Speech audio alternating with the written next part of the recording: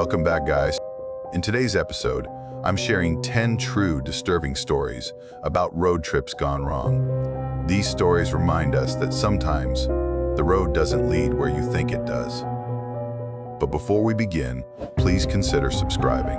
And don't forget to like and share it with your friends. Let me know where you're watching from. Thank you all. Now, let's start. Reese and I had been on the road for 2 days, heading east out of California, planning to cross into Utah by sundown.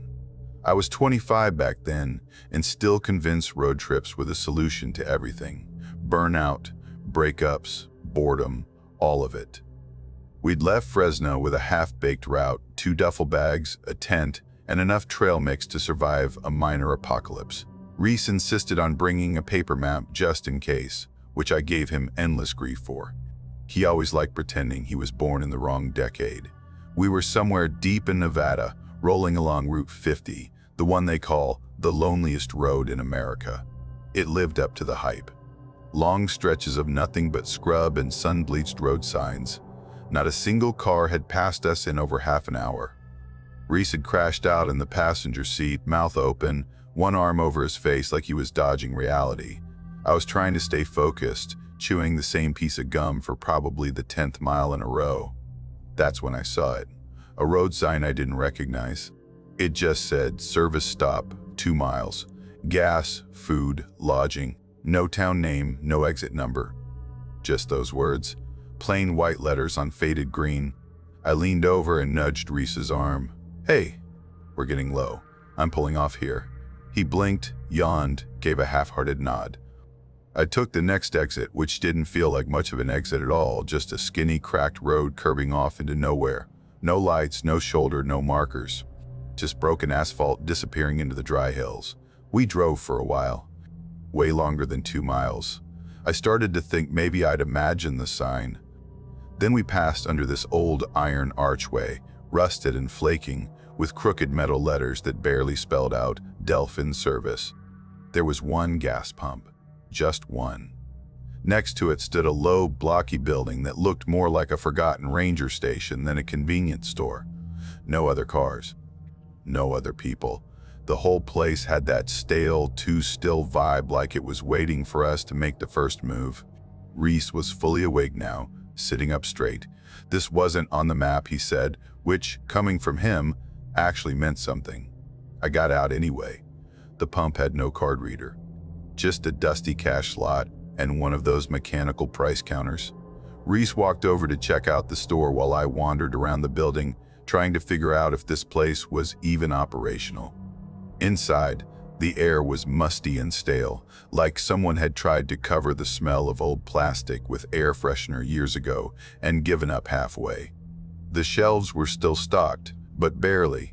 Mostly ancient cans of soup and sun-bleached snack bags with logos I didn't recognize.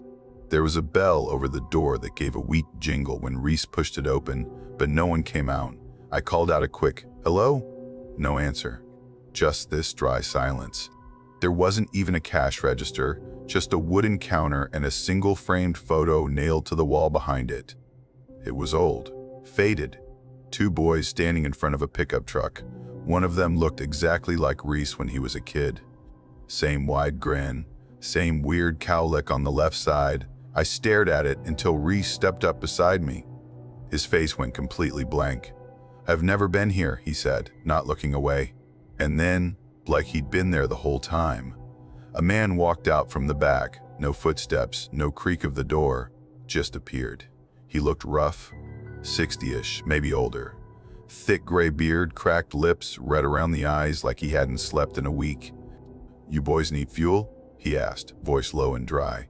I nodded. "Yeah, pump says cash only." He tilted his head a little like he was listening to something behind us. "You came in from the west, didn't you?"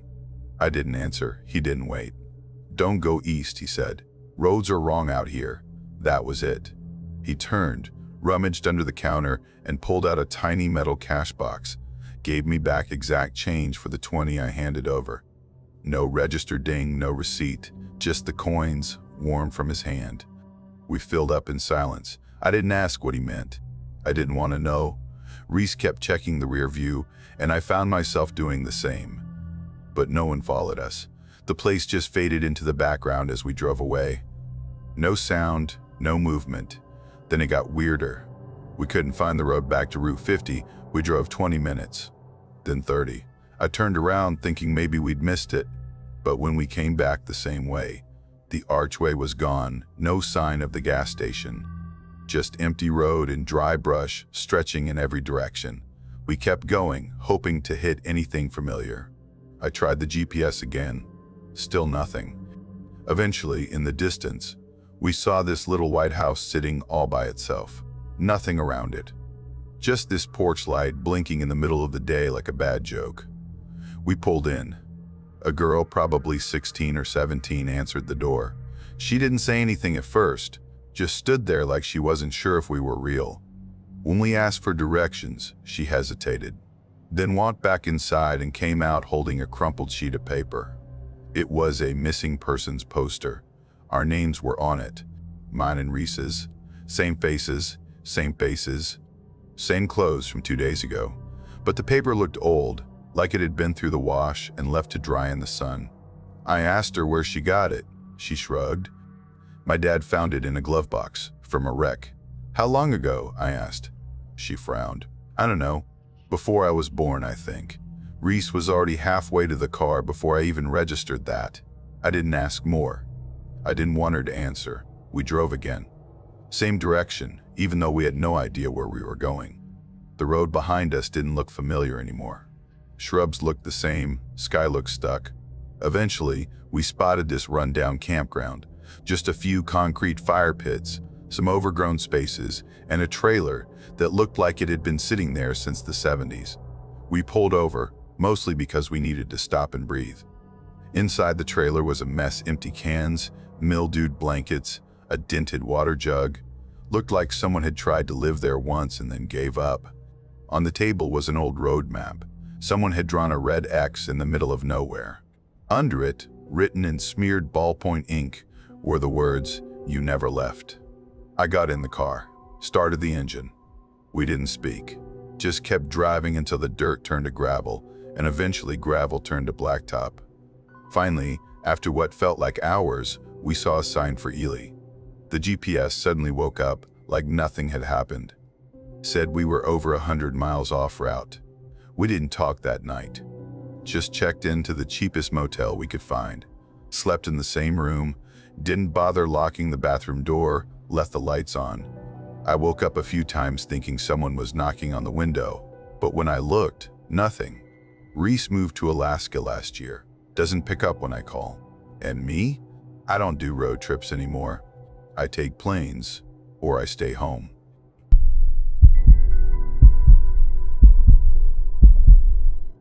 I was 25 when I drove across Kansas with a guy from work. His name was Joel. He was transferring back to Vermont, and our company didn't want to foot the bill to ship his car. I had a backlog of unused vacation days, and when he asked if I'd ride with him and fly back from the East Coast, I figured, why not? It seemed like an easy break from the usual, something different.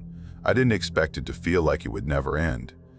We left on a Friday morning in his silver Honda, old, kinda beat up, lots of miles. Joel handled the first leg, from Wichita through most of Missouri. We switched near a town called Ashbury. He crashed in the passenger seat, headphones in, totally out. I drove, just me and the long, flat stretch of highway, with the occasional billboard and exit signs sliding past. Around sunset, we pulled off for gas in a little place called Rule. I'd never heard of it, but the station looked fine, older but clean. It was wedged between a closed-down antique store and a tiny garage with one open bay. I filled the tank, grabbed a couple of protein bars and some trail mix, and Joel stayed passed out the entire time. Back on the road, I noticed my GPS started rerouting. Nothing dramatic, just a soft ping and a new line across the screen. I figured it was avoiding traffic or maybe road work ahead. It told me to exit in a couple miles and follow a string of back roads. I didn't really think twice. Joel had said he liked scenic routes anyway, and honestly, I kinda did too. The first stretch was fine. Quiet. Trees lining the road on both sides.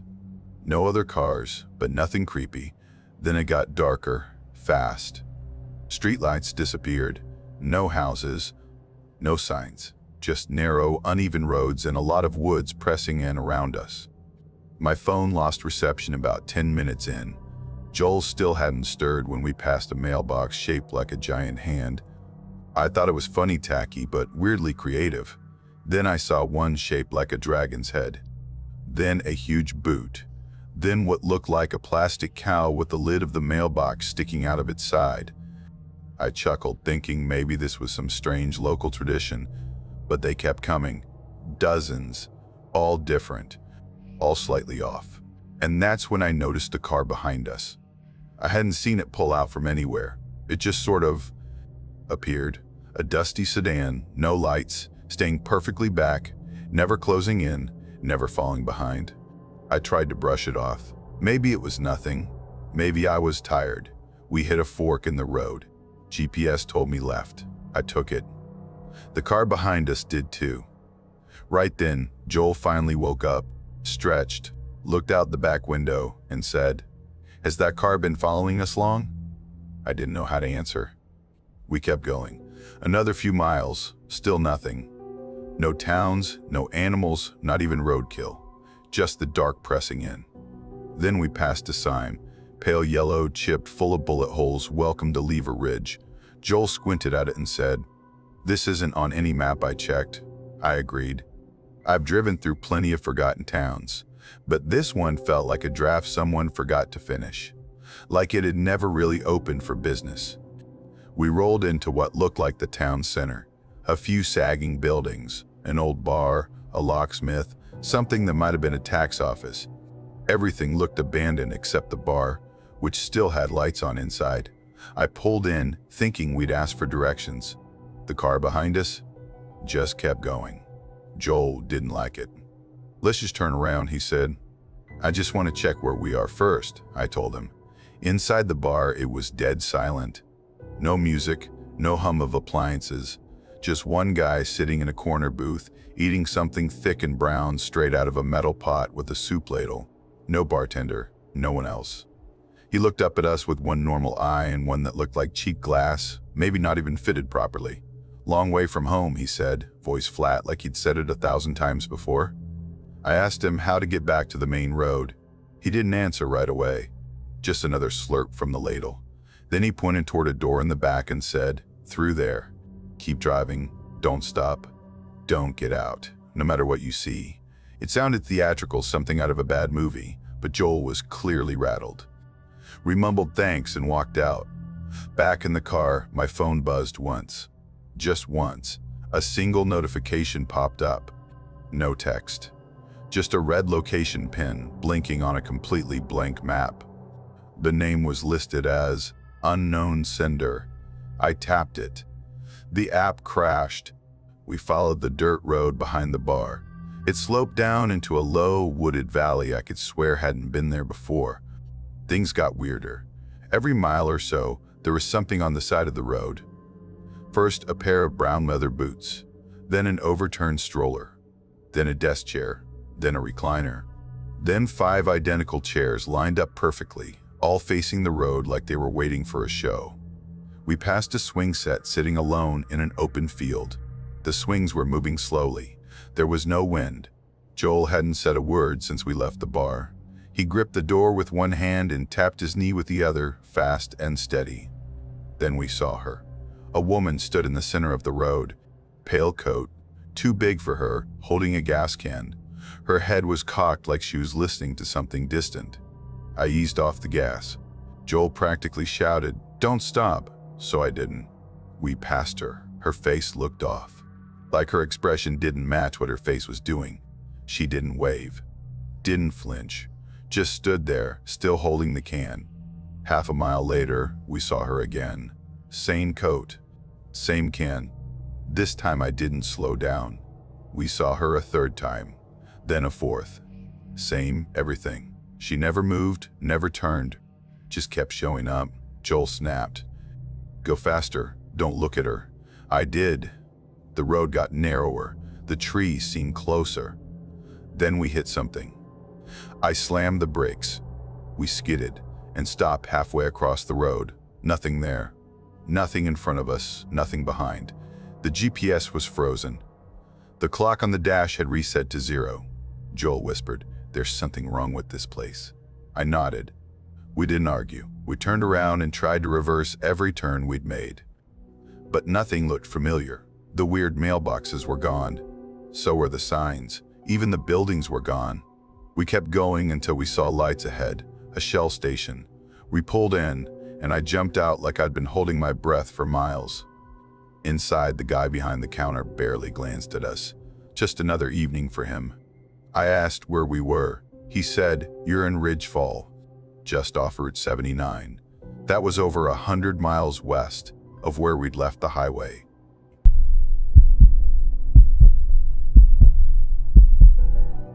I just graduated from a small college in Vermont and figured I'd drive cross-country to Arizona, solo. I had a job lined up in a couple of weeks, but I wasn't in a rush. No GPS, no tight schedule, just a stack of old gas station maps, a couple of rest stops I'd circled in pen, and the kind of vague plan that sounds romantic until you're out in the middle of nowhere with no cell service. That was the point, though. To drift, be unfindable for a while. I'd pull off the road into tiny towns with no names, checking the motels where the front desk was just a bell and a handwritten ledger. I didn't even tell anyone exactly where I was going. It felt clean, quiet. Somewhere around day 3, in the gap between northern Arkansas and eastern Oklahoma, my phone just gave up. No bars, no Wi-Fi, nothing. I wasn't too concerned. I had printed directions to the next place, about 60 miles west. I still remember the road number because the sign was so wrecked it felt like a warning. Route 41, full of rust and bullet holes. After maybe 20 minutes, the road got rough. Asphalt cracked like dry skin, no towns, no exits. Not even mile markers, just this skinny 2-lane road weaving through fields that looked like they hadn't been touched in years. Every now and then I'd pass a fence that didn't seem to belong to anything, or a mailbox half sunk into the ground, pointing at nothing. I didn't start to get uneasy until I saw the same van for the 3rd time. The first time, it was just sitting in a clearing. Beige, old Chevy, kind of patchy with mismatched primer spots. Nothing dramatic. The second time, it was pulled partway onto the shoulder, enough to make me glance twice. The third time, it was angled slightly into the road, like it had moved. Like maybe someone wanted to slow me down. It didn't have plates. The rear bumper was tied on with bungee cords, and both side mirrors were gone. The windshield had this big spiderweb crack on the passenger side, like it had taken a hard hit and just kept going. That second pass made me think I'd messed up somewhere, so I pulled over, dug the map out of the glove box, checked it twice, even backtracked a little. But somehow, I still don't know how, I ended up right in front of that same van again. This time, the driver's door was open. I didn't stop, just kept going, a little faster now. Kept checking the mirror every few seconds, nothing behind me, nothing moving. For a while, it was just me and the road again. Then I saw something up ahead, just a lump in the middle of the lane. At first, I thought it was roadkill, maybe a deer or a dog. But when I got closer, I realized it wasn't an animal at all. It was a gray hoodie, balled up like someone had dropped it and soaked through with something dark. Could have been oil, could have been something else. I swerved around it and kept driving. 5 minutes later, there was another one. Same hoodie, but this one was laid out flat, dry. Then I passed a kid's backpack, then a baseball glove. Each one spaced out like breadcrumbs. Stuff people carry, stuff you might leave behind if you didn't leave on purpose. Eventually, the road curved around a low hill, and I saw a gas station. Old place, maybe cinder block, small. One of those fading red awnings stretched over 2 pumps, both roped off with caution tape. No cars, no lights, just a single payphone bolted to the outside wall. But the door was open. I got out just to look around. The air changed the second I stepped onto the lot. I know that sounds weird, but it did. Like all the background noise, wind, bugs, even the sound of my car cooling off just vanished. All I could hear was the crunch of gravel under my shoes. Inside was mostly empty. a few dented cans on dusty shelves, a stack of old road maps. And behind the counter stood this tall guy, square-billed, staring past me like I wasn't even there. "Hey," I said. "You open?" He blinked slow, didn't move much. "Pump's closed," he said. "You lost?" "Sort of," I told him. "I'm trying to get to Lakeview Motel. About an hour west." He didn't answer right away, just stared through me. Then finally, "There's no Lakeview out this way." "Not anymore." That landed hard. Something in my gut dropped. "What do you mean?" Now he looked at me, really looked. His eyes were bloodshot and shiny, like he'd been up all night. "You should turn around. Get back to the highway. That road doesn't go where it used to." I asked if he meant Route 41. He nodded just once. "People take it thinking it's a shortcut," he said. "It's not. It loops." I asked what that meant. "What kind of road loops?" He didn't explain. Just walked to the door, held it open, and said, "Leave before it sees you stop." I didn't ask what it was. I just turned around and headed back to the car. Only now, the car wouldn't start. Nothing. Not even a click. Battery had been fine literally 10 minutes earlier. I popped the hood, checked the cables. Everything looked normal. When I looked up, the gas station guy was still standing in the doorway, just watching. I got back in and tried again. Nothing. And then I heard it, the soft crunch of gravel behind me. I didn't need to look. I already knew. That beige van. It rolled up slow like it had all the time in the world. No headlights. Driver sat tall behind the wheel. Wide shoulders, thick arms. He didn't glance at me. Just pulled up beside my car and stopped. I didn't wait. I jumped out and ran toward the station. The guy who'd opened the door was gone. The door slammed shut behind me. Locked. I turned around just in time to see the driver step out of the van. He had something in his hand, a length of cable or wire. Not a weapon exactly, but not nothing either. I held my breath. Back slowly into the store. There was no back exit. Then came this sound. A soft tap, metal on glass. Over and over. He was dragging the cable across the door. Then silence. It went on like that for a long time. Could have been minutes. Could have been an hour. Eventually I peeked. The van was gone. My car was still there. I got in, turned the key. It started like nothing had ever been wrong. I didn't ask why. I drove until the road turned into something real, strip malls, traffic lights, gas stations with LED signs. I pulled into the first real town I saw and parked in the lot of a Foodmaster. Didn't even try to check into a motel. Just reclined the seat and stayed there until morning.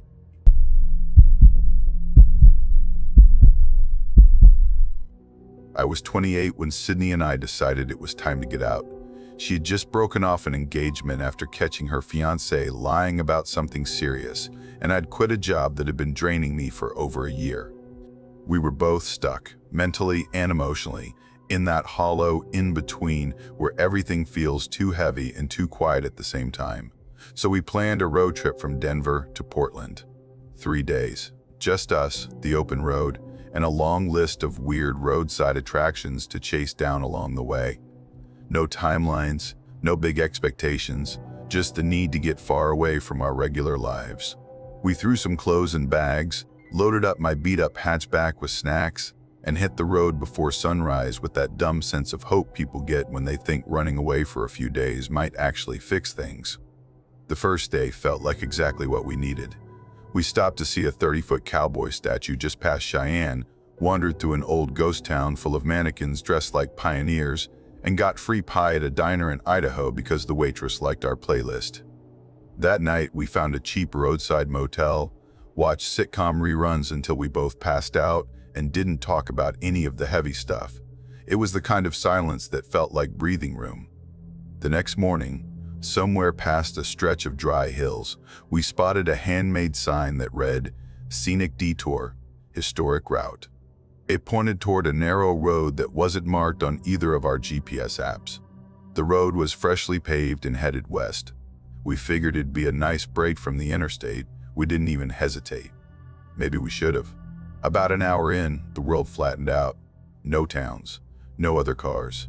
Just endless dry grass and low hills repeating like bad wallpaper. Our phones lost signal.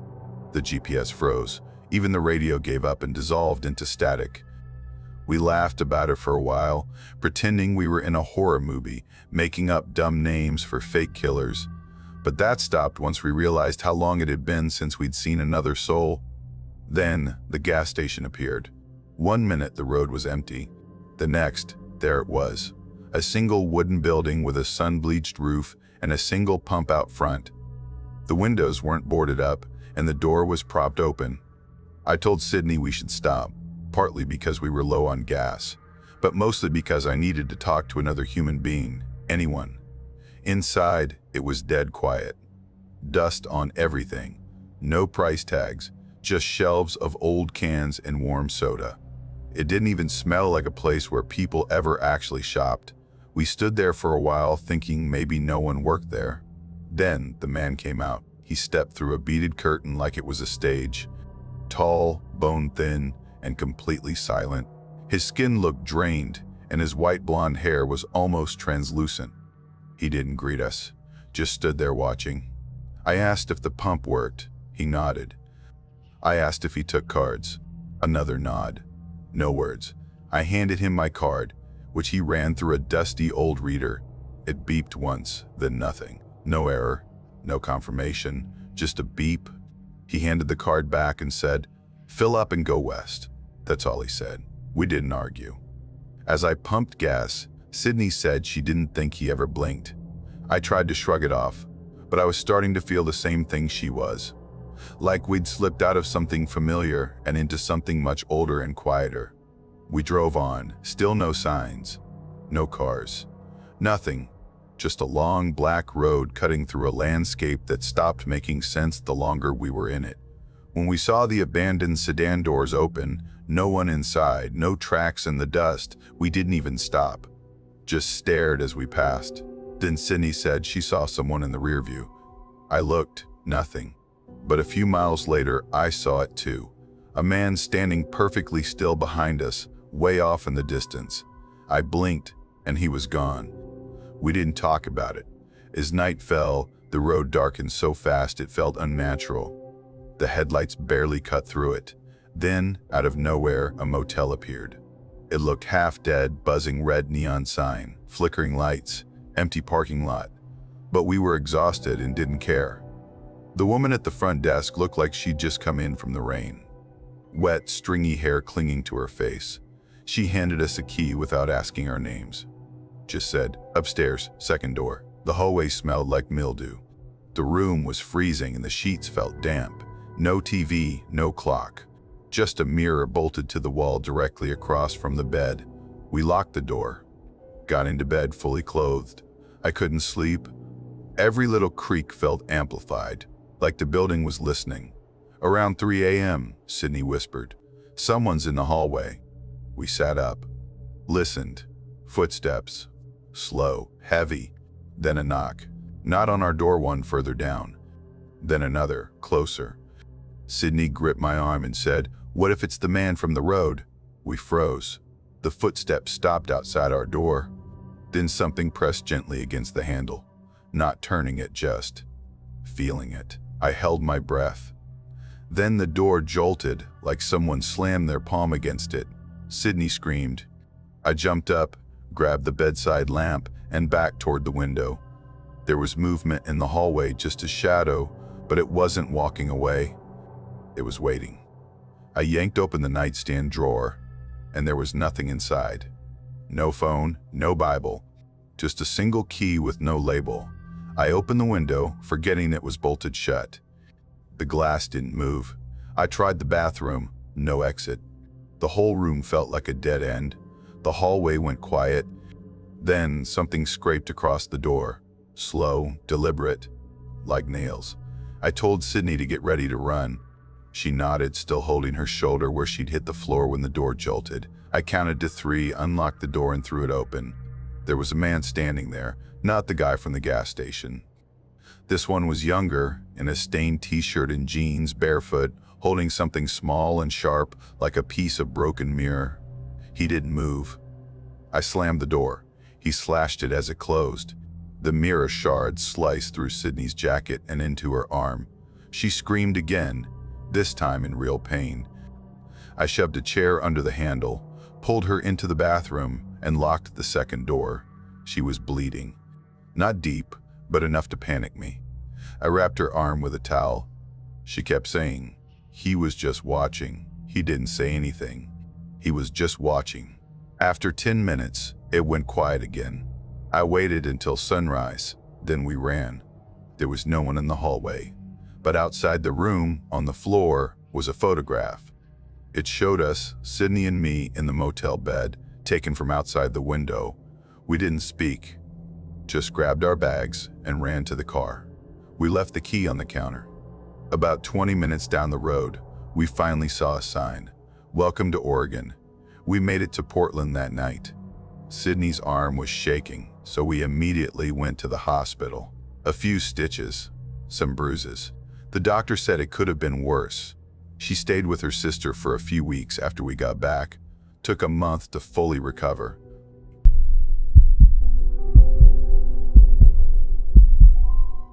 I was 31 when it happened.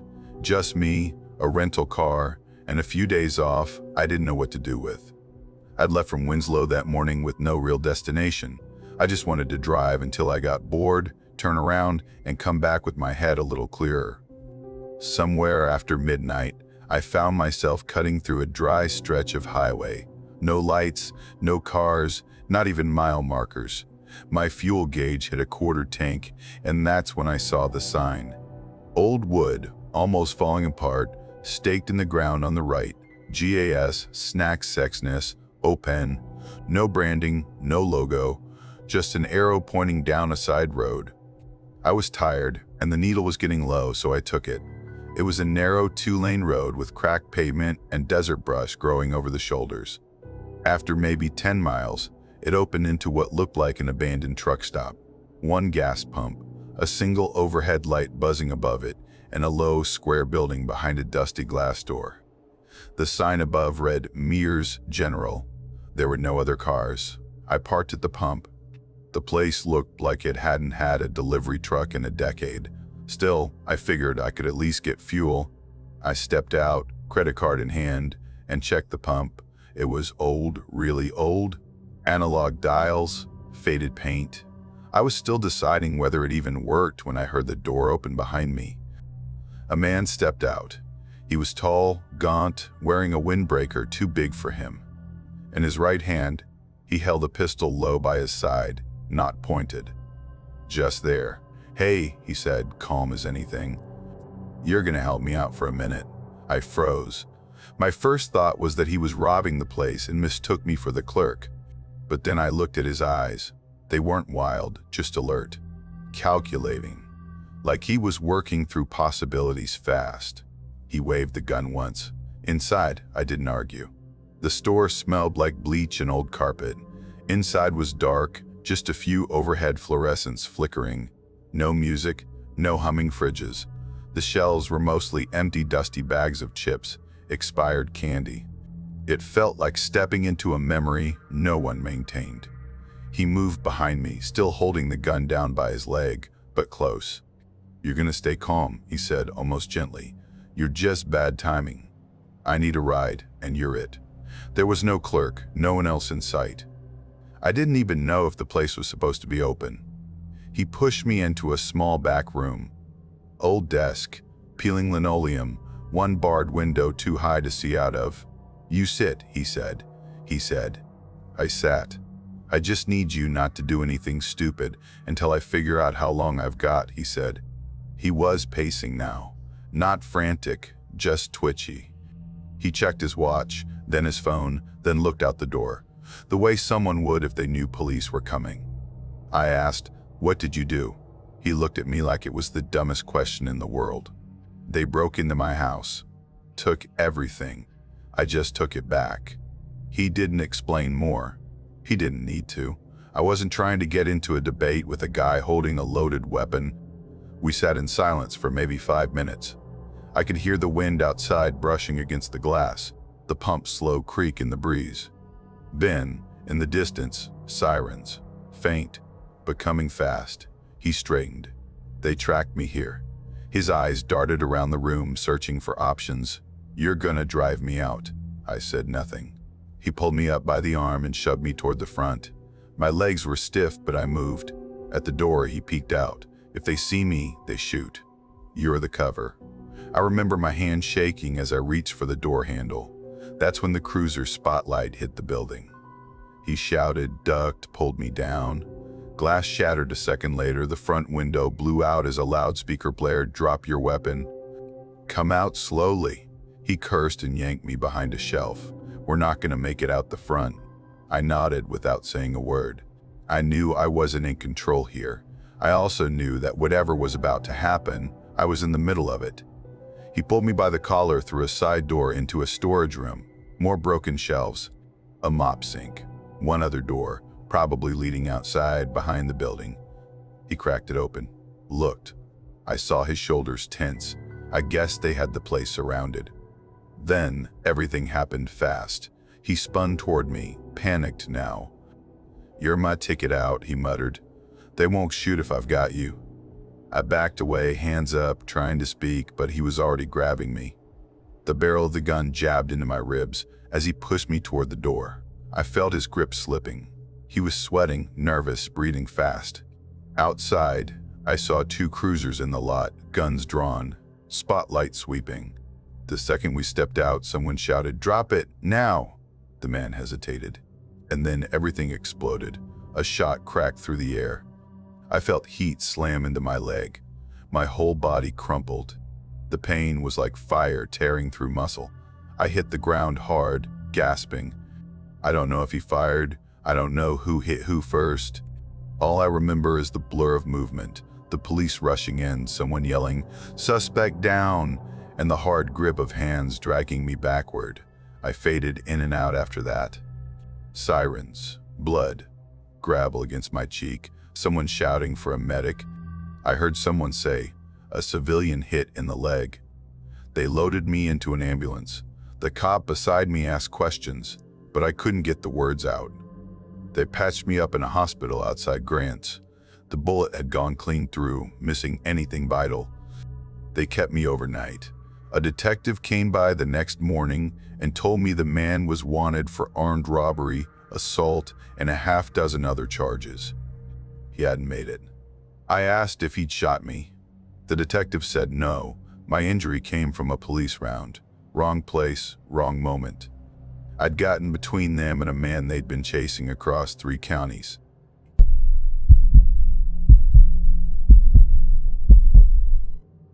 It was supposed to be a quick weekend trip, just a few hours south to visit my cousin Milo in Franklin.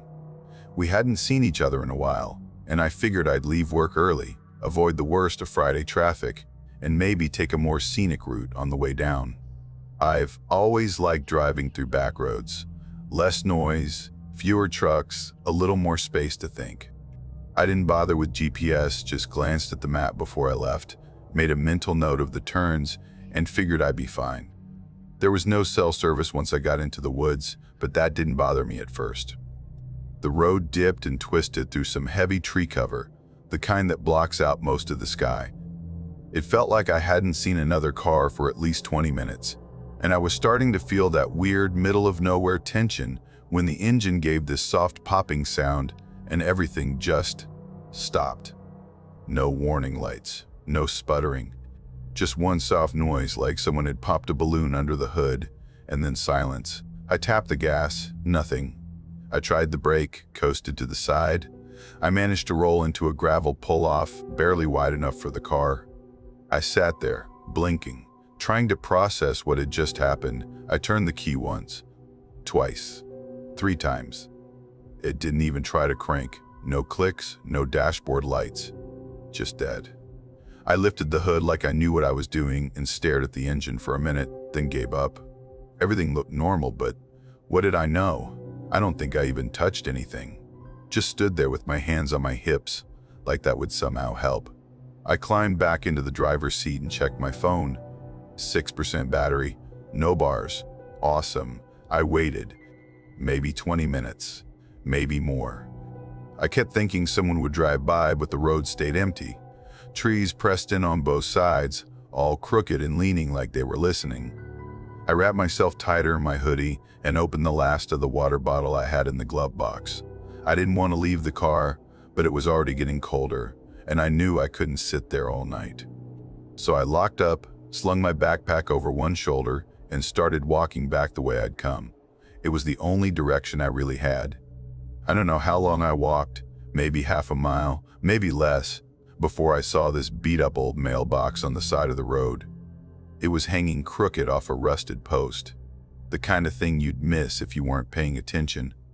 The name Randall was carved into the side in uneven, blocky letters. Behind it, a thin dirt path curved into the woods. I couldn't see a house, but I could just barely make out smoke rising above the treetops. Not much, but enough to know someone might be home. I stood there for a second, staring down that path. Every part of me was saying, don't do this, but the idea of walking another 5 miles in the dark didn't sound much better. I called out just to see if anyone might hear me.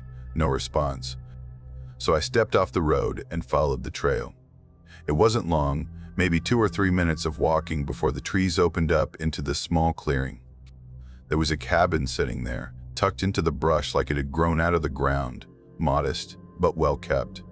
Pale green shutters on the windows, smoke curling from the chimney, a wind chime made from silver spoons and forks hanging beside the door, clinking gently in the breeze. I knocked once. The door opened slowly, and this older woman stepped out. Gray hair pulled back into a neat bun, pressed flannel shirt, sturdy jeans.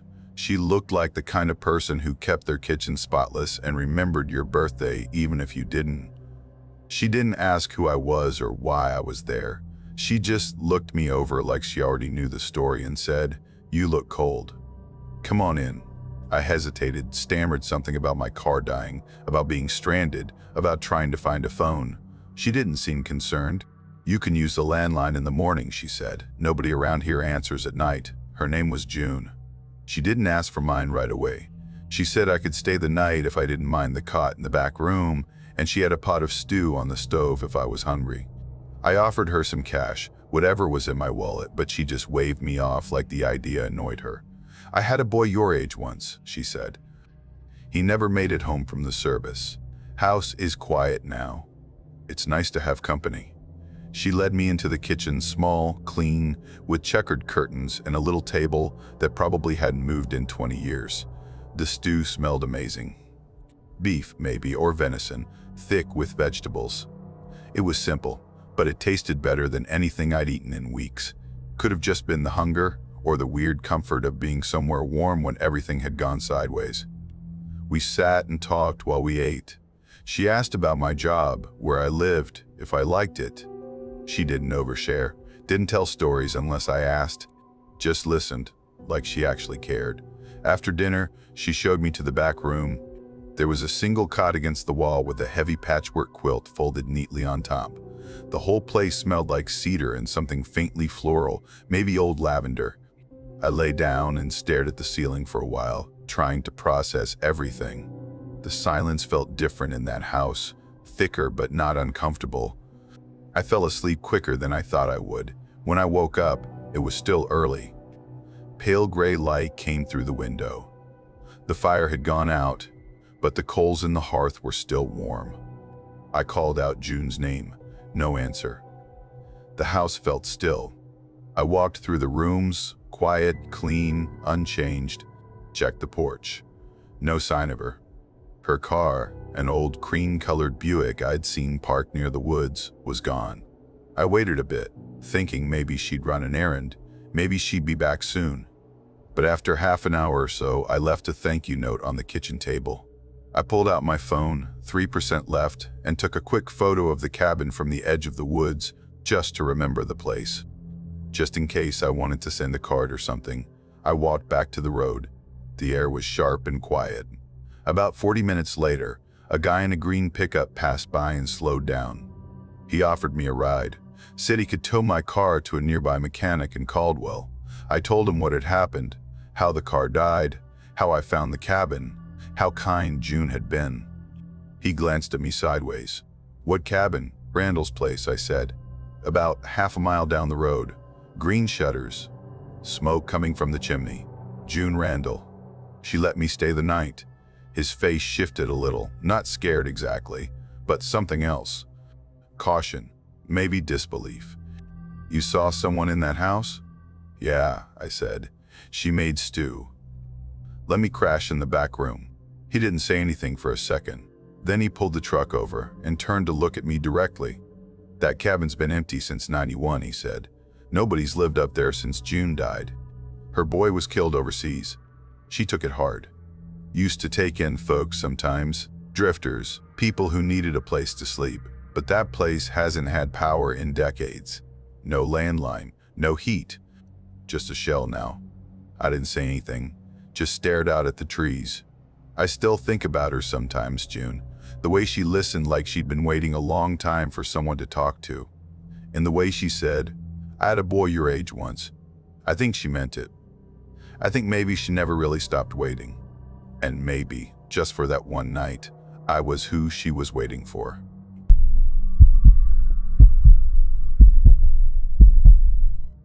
I was 22 when we took that trip, me and my cousin Griffin. He was 27, and for as long as I can remember, he's been the kind of guy who has to be in control. Every plan, every conversation, every road taken his way, or we weren't going.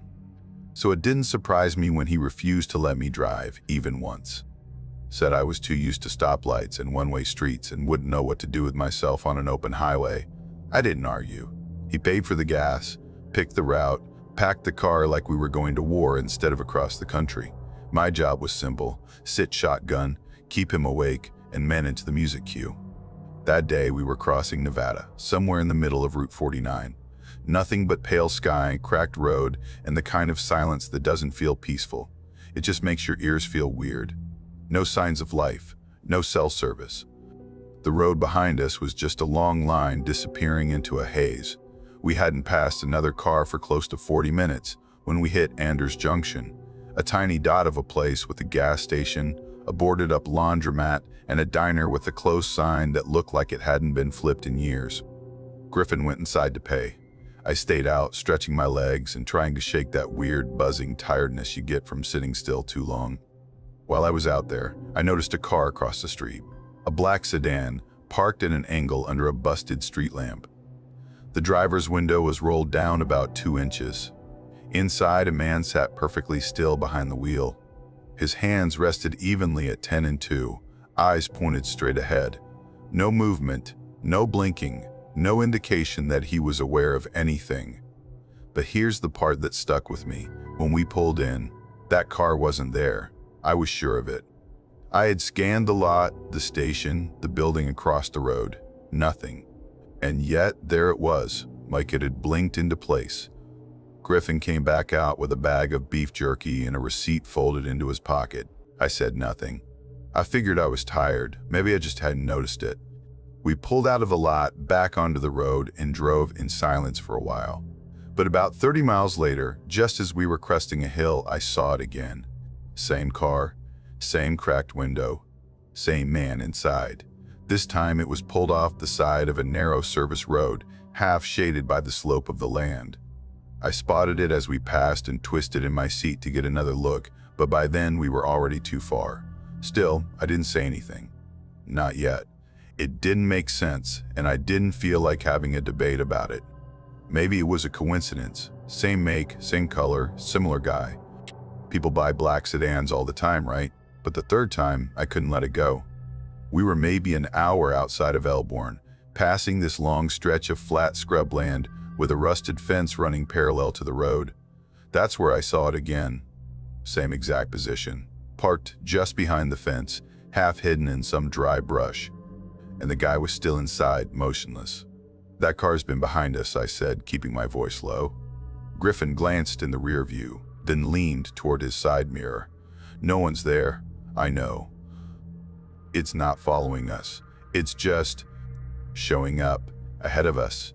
He didn't answer, just narrowed his eyes a little and shifted in his seat. He didn't like unexplained things. Made him uncomfortable. He'd rather say nothing than admit he couldn't make sense of it. We didn't talk for the next hour. The sun was dipping low behind the mountains when I dozed off. The kind of half-sleep where your head jerks forward every few minutes. When I opened my eyes again, the car wasn't moving. Everything outside was black, like someone had cut the world off right at the edge of our headlights. Griffin was standing about 20 feet ahead of the car, holding his phone up like he was trying to find a signal that clearly wasn't there. I got out and walked up to him. The gravel crunched under my shoes, way too loud in the silence. "Signal's dead," he said without looking at me. I looked around. No lights in any direction. No sounds except wind and the occasional chirp of something small and alive. I noticed faint tire tracks leading away from the shoulder, two lines pressed into the dirt, disappearing into the scrub. Nothing else. Then headlights appeared behind us, way off in the distance. Two tiny white dots, growing steadily. Griffin stayed where he was. I turned back toward the car and got in. Something about the air had changed, cooler, heavier, like it was carrying too much weight for the temperature. The lights kept coming, still slow. Not creeping exactly, but not moving like a normal driver either. No engine noise. No bounce of speed over the road. "Come on, man," I said, leaning out the window. "Get in." He didn't answer, just stood there watching the lights.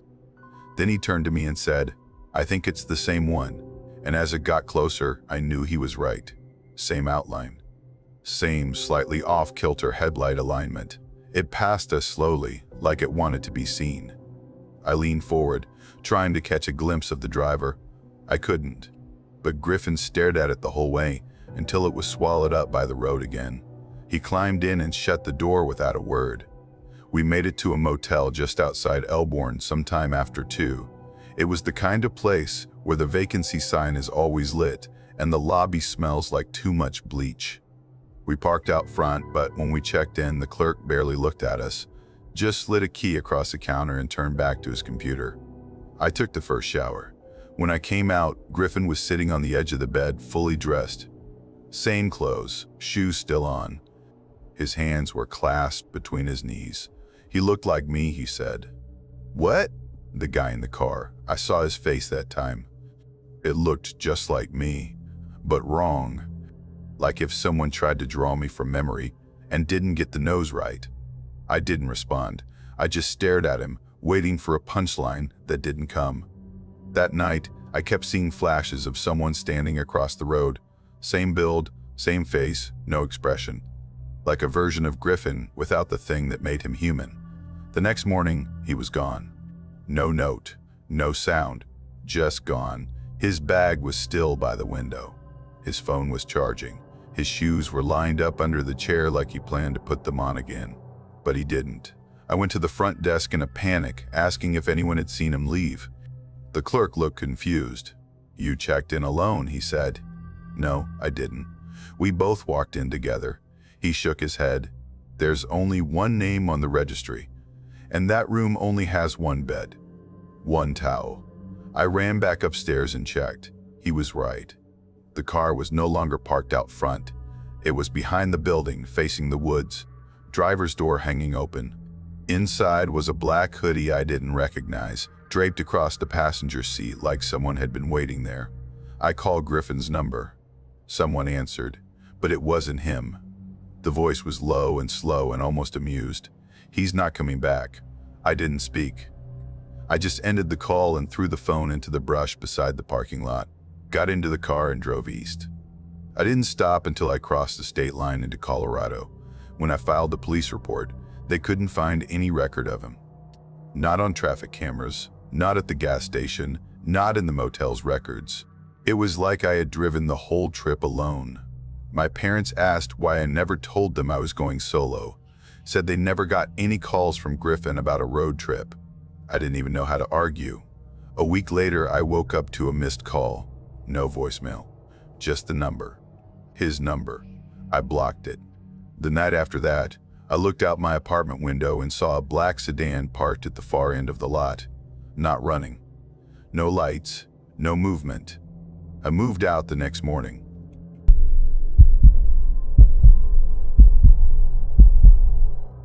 I was 23 when I left Carson and started the drive to Fairwick with $200 and a duffel bag full of secondhand clothes. The Pontiac wasn't mine.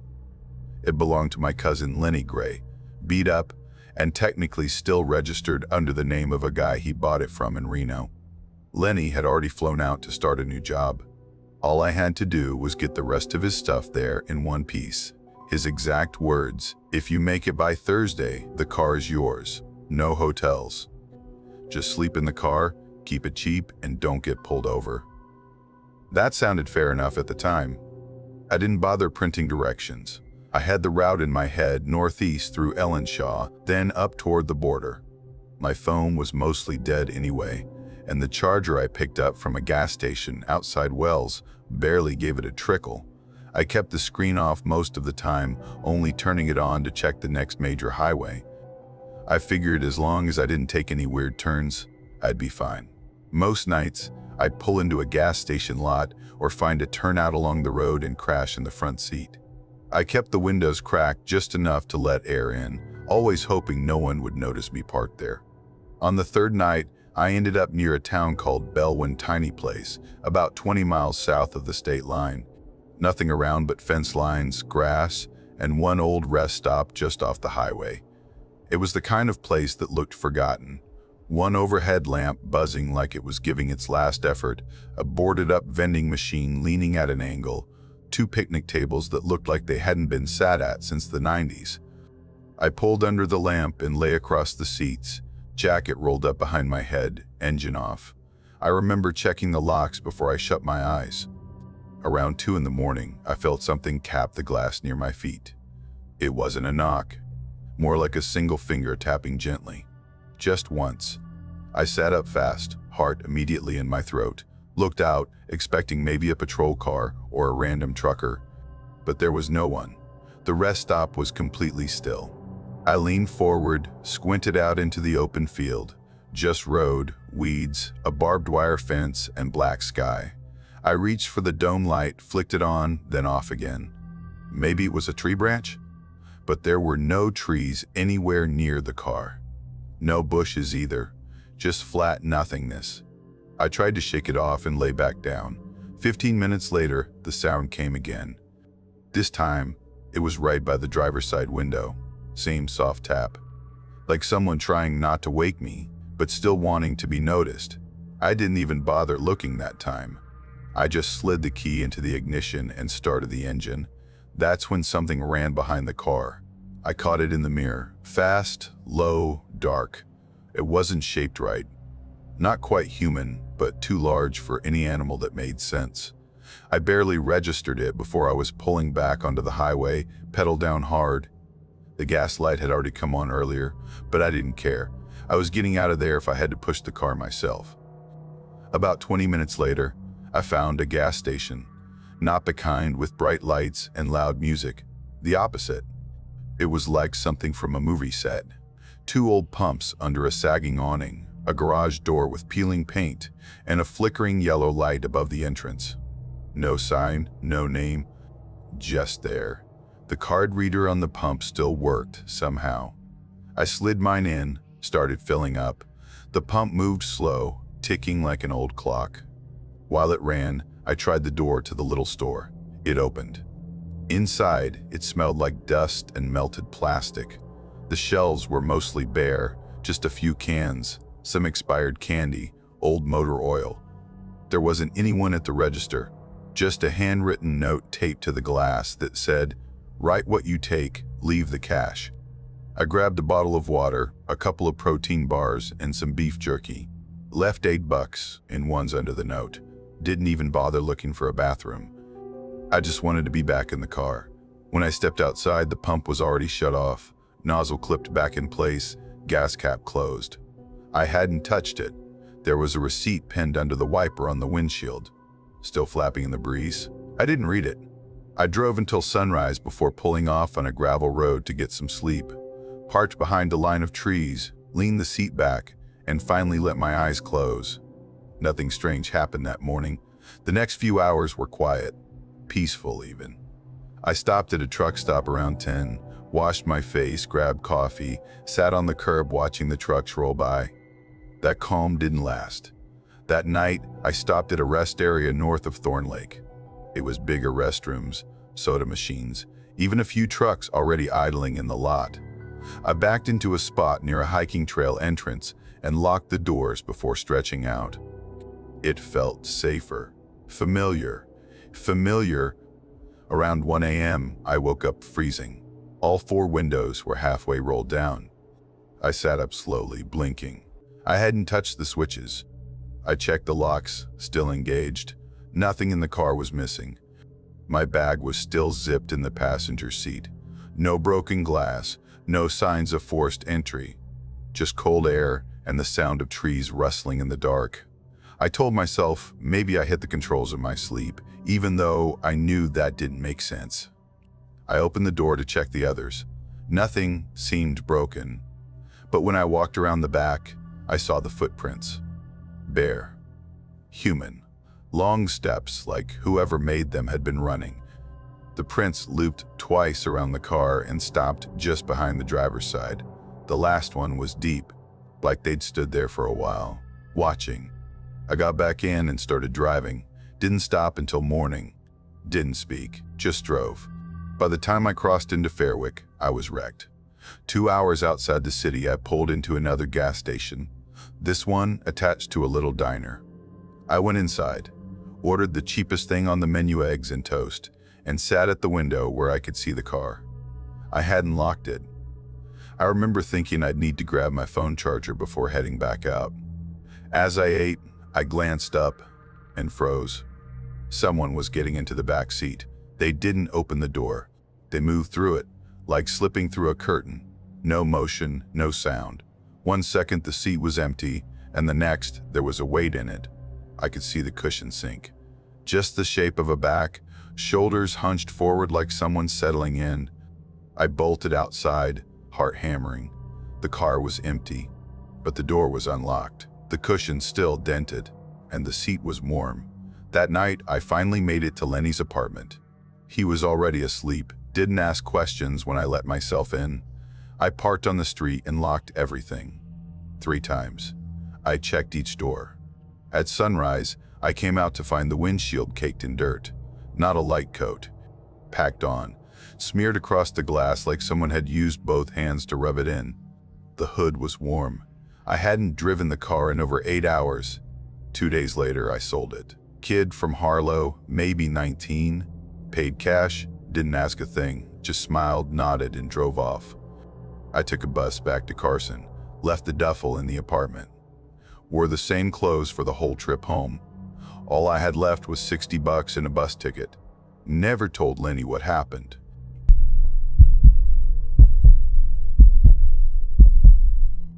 We were somewhere in the middle of Arizona, out on this cracked stretch of highway that barely showed up on Riker's road atlas. Just 4 of us in a van that shouldn't have survived another summer.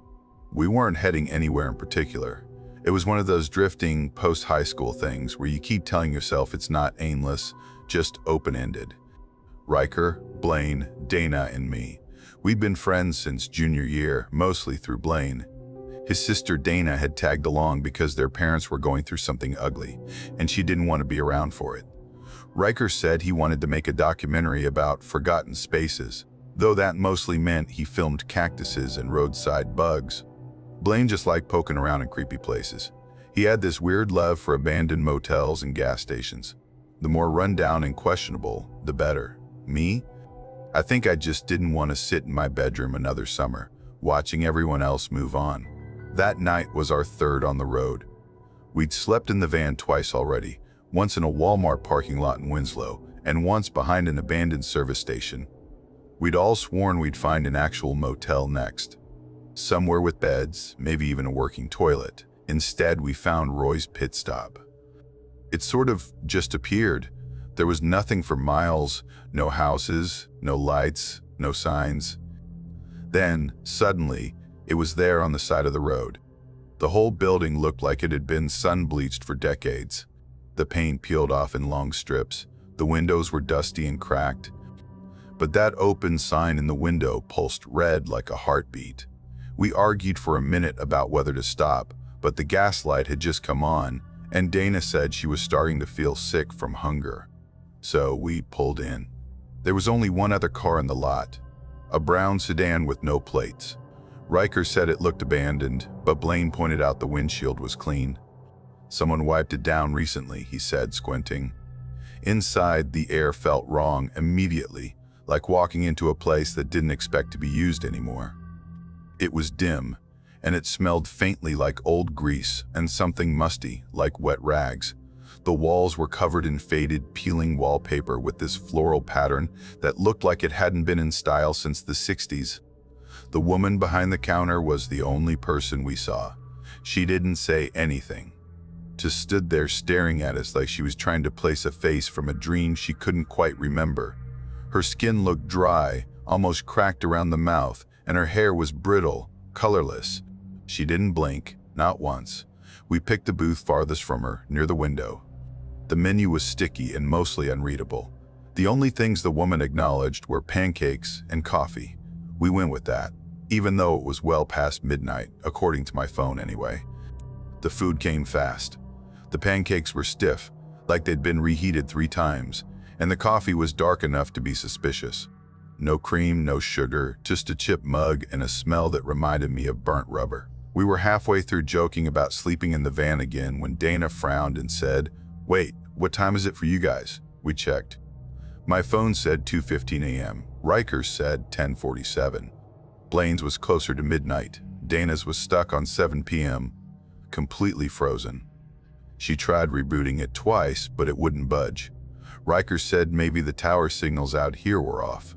Blaine shrugged it off and said time zones got weird in Arizona. I glanced over at the wall clock behind the counter. It didn't have any hands. That's when I said we should leave. Just find a motel. Try again in the morning. The woman didn't say anything as we got up. Didn't move. I don't even think her eyes followed us. When we got back in the van, none of our GPS apps would load. The screen just showed a spinning icon like it was buffering the whole state. So we decided to just keep heading east, whatever direction that was, and find a town. 15 minutes later, we passed Roy's again. Same building. Same brown sedan. Same red open sign flickering in the window. We pulled over, completely confused. I swore I hadn't turned around. The road was a straight shot, no exits, no curves, no intersections. I even got out and checked the asphalt for tire marks, anything that said we'd turned. Nothing. We got back in and kept driving. Riker had gone quiet by then, just holding the camcorder in his lap. He'd filmed the whole drive since we left the first time. 20 minutes later, same diner. Again. We didn't stop this time, didn't even slow down. Just stared as we passed it again. That red light felt brighter now, like it was reacting to us. 40 minutes in, there it was again. This time, Blaine said he needed to check it out. He jumped out before anyone could stop him and walked around the building, circled it twice. Came back shaking his head. There's no back door, he said. No lights, no electrical box. And the sedan's cold, it hasn't moved. Riker started filming again, mumbling something about alternate dimensions or time loops. Dana refused to leave the van. She looked pale and kept glancing over her shoulder. We agreed to one more drive, 1 full hour. No stops, no detours. I drove. The road stayed dead straight, no signs, no turns. Nothing changed. At the 45-minute mark, we passed an old billboard. Completely faded except for 2 ghostly words, "Stay put." No one spoke. Exactly at 1 hour, the diner appeared again. But this time, the sign was off. The windows were completely black, like someone had painted over them. But I saw it, a flicker of white, something ducking behind the counter. We didn't stop. I sped up. 5 minutes later, the van died. No sputtering, no warning, just instant mechanical silence. Dashboard dark, headlights gone. The desert swallowed us whole. Blaine grabbed the flashlight and said he was going to walk ahead just for a bit. We can't be that far from something, he said. We've been driving for hours. He walked straight up the road and disappeared into the dark. We waited. 5 minutes, 10, and then the scream came, but not from ahead, from behind. We turned. Blaine was sprinting toward us, bleeding from the mouth, face twisted in panic. He was yelling something, words strung together in gasps. Don't look at it. Don't let it see you copies. It copies. He reached the van and collapsed against the side, coughing and shaking. We didn't ask questions. We piled in. I turned the key. The engine roared to life. No warning lights. No engine problems. Just like before. I drove as fast as the van would go. We didn't speak. For half an hour, the only sound was the tires humming against the road and Dana's breathing in short, stuttered bursts. Then Riker said, "Where's Blaine?" I looked in the mirror. The seat was empty. We stopped. Checked everything. Dana said he'd been right next to her, muttering, rocking back and forth. She swore he was there. I remembered him too. I remembered the blood on his shirt. But now, the seat was clean. No stain, no shirt, no Blaine. Riker checked the camcorder. There was no footage of Blaine, no scream. No figure running back. Just empty road. We drove until the sun came up. We rolled into a small place called Mason Ridge around 7 a.m. Found a diner that actually had people in it, regular people. A waitress with a name tag. Coffee that didn't taste like ashes. We sat there for a long time. Dana asked the waitress if she'd ever heard of Roy's Pit Stop. She just blinked and said, "Is that up by the interstate?" Like she'd never heard those words strung together before. Later, Riker tried uploading the video to his laptop. The moment he opened the file, the laptop shut off. When it came back on, the footage was gone. None of us mentioned it again. Dana moved to New York a month later. Riker dropped out of film school and got a job at a print shop.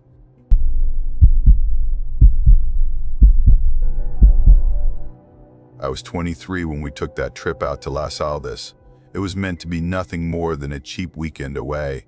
Me, Rafa, and Jules. We'd all been working extra hours, burnt out, doing that thing where you try not to complain, but you're clearly all one inconvenience away from losing it. Rafa's cousin worked the front desk at a hotel in Las Aldas and got us 2 free nights. That sealed it. We left from Caldero early on a Friday. Not early, but enough to feel like we were being productive about it. 8-ish, we loaded up snacks, took turns fighting for playlist control, and agreed we'd take it slow and enjoy the drive. It was a little over 5 hours if we stuck to the main route, nothing complicated. Somewhere past Halwell, we stopped for gas. A dusty station on the edge of town with a faded Coke machine and old country music leaking out through the open door. Jules went inside for energy drinks, and I wiped dust off the back windshield with my sleeve because I couldn't see out anymore. That's when he came back out holding his phone. "Hey," he said, showing us the screen, "look at this." It was a state road that cut diagonally across the desert, connecting back to the main highway just before Broxley. According to the GPS, it shaved off nearly an hour. It wasn't the interstate. It was older, something called State Route 12, but it looked legit. Straight shot. No cities, but that was the point. Rafa glanced at it, then asked the obvious. "Is it paved?" Jules zoomed in on the map, nodded. "Yeah, definitely." So we went for it. The first half hour felt like a great call. No traffic. No stress. Long, straight stretches of road that let us actually talk instead of constantly scanning for brake lights. We were laughing, eating melted trail mix, windows cracked just enough to let the heat roll through without cooking us. But then the scenery started repeating itself. Not literally, not like in a loop, but it all looked the same. Like someone had copied and pasted the landscape for miles. Same sloping hills. Same low brush. Same scattering of jagged rocks that always looked like animals from far away. It didn't feel wrong exactly, just blank. Eventually, we stopped seeing other cars. Then we stopped seeing anything. Not a mailbox, not a fence, not even the random roadside trash that usually litters the shoulders. Just a straight, tan line stretching through the desert like it had forgotten what it was for. About an hour in, we saw the first tire marks. They curved off into the dirt and came back onto the road again. Not unusual, but they stood out. Still dark, still clean. Jules pointed them out from the passenger seat and said they looked recent. A few miles later, we saw more. Same pattern swerving briefly off the road, then back on again. At first, we figured it was some off-roader playing around in the open flats. But after a while, Rafa slowed down, then stopped. He got out, walked a few feet back, crouched beside one of the sets, and just stared for a second. I watched him tilt his head, then stand up straighter.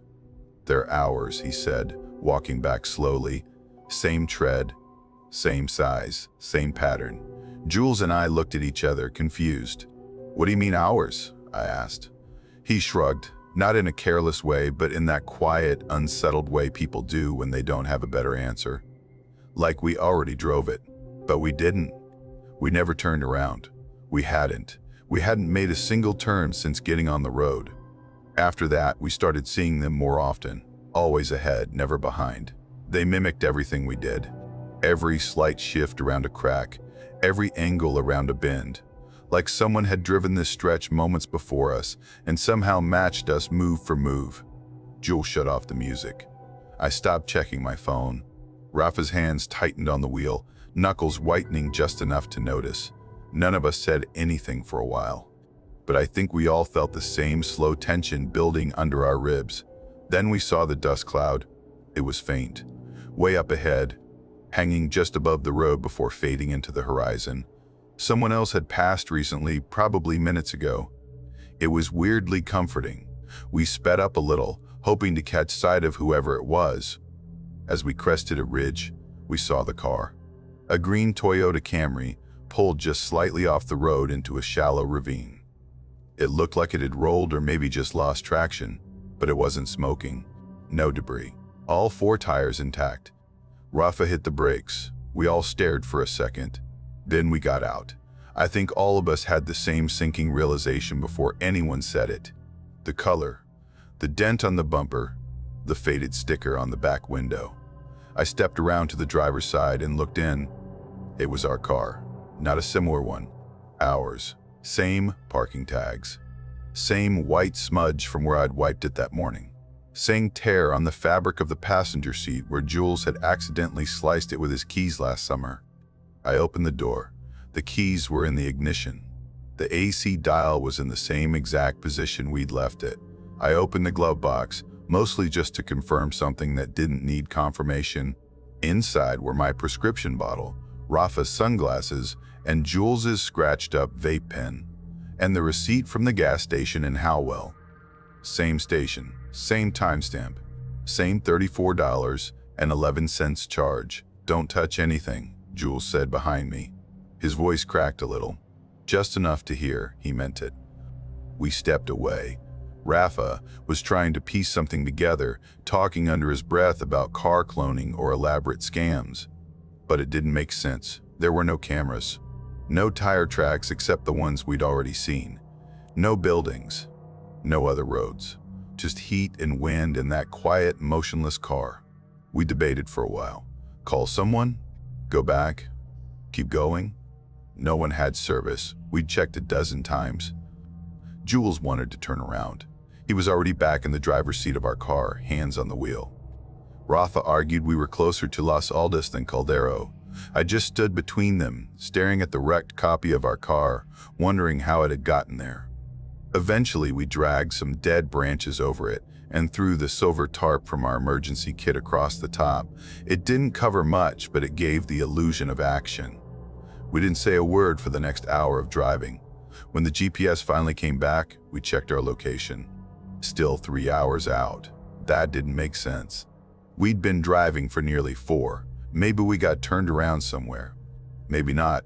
Just before we reached the turnoff to Route 93, we hit flashing lights. Highway patrol had the road blocked. An officer stepped out, flagged us down, looked calm but serious. "Saw your route on the system," he said. "That road's closed. Crash yesterday. Whole area's shut down." Rafa frowned. "We didn't see a crash, just some dust on the road." The officer gave him a weird look. "Camry went off a ridge. 3 men inside. No ID. Rancher found it around sunrise." Jules asked, without really meaning to, "What time did it happen?" "Best guess?" the officer said, glancing at a small notepad. "Midnight. Last night." We didn't say anything.